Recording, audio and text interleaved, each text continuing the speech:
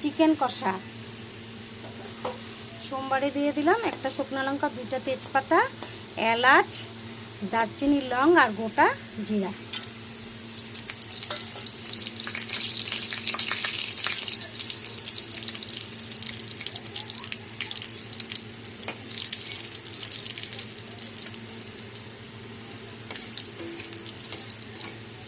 সোমবারটা আমার হয়ে গেছে।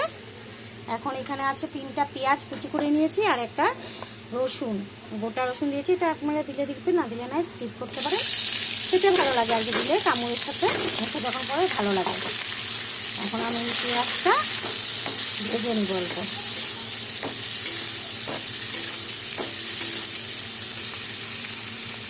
পেঁয়াজটা আমার মোটামুটি ভাজা হয়ে গেছে। এখন আমি পেস্ট করা মশলাগুলো দিয়ে দিব। এখানে আছে 15টা কাঁচা লঙ্কা, বড় সাইজের একটা টমেটো, একটা পেঁয়াজ মাঝারি সাইজের, আর একটা বড় রসুন, আর আধা ইঞ্চি পরিমাণ সে আদা, সব একসাথে আমি পেস্ট করে নিয়েছি। এটা দিয়ে দিলাম।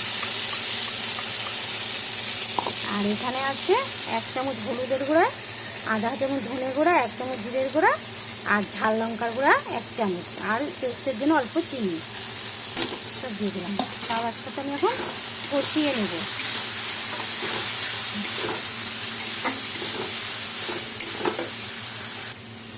এখন দিয়ে দেবো চিকেন। এখানে 750 চিকেন আছে। আমি হলুদ, লবণ, ভিনেগার দিয়ে আগের থেকে মেখে রেখেছিলাম। এটা দিয়ে দিলাম।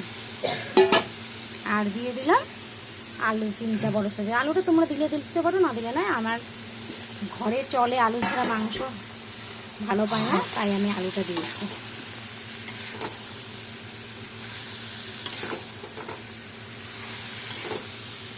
কষিয়ে নেবো সব একসাথে। চিকেন কষা হয়ে গেছে। এখন দিয়ে দিলাম গরম মশলা।